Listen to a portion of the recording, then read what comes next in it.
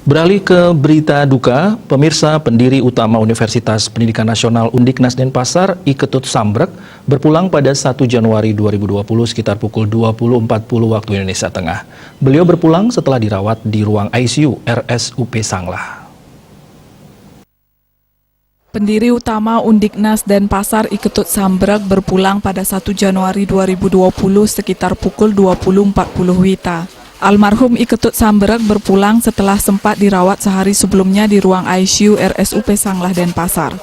Suasana duka tampak menyelimuti kediaman almarhum di Jalan Tukar Badung Renon, Denpasar. Jenazah tiba di rumah duka sekitar pukul 13.40 WITA.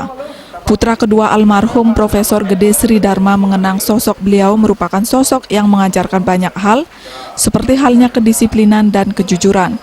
Hal tersebutlah yang dijadikan teladan oleh sang buah hati. Tiga hal itu yang menyebabkan saya bisa saya gunakan ilmunya di samping yang lain-lain, tapi yang utama buat saya kejujuran, kemudian kedisiplinan dan kesederhanaan. Itu yang dapat saya petik dari pengalaman hidup selama beliau membimbing kami 88 tahun, 2 bulan dan 6 hari.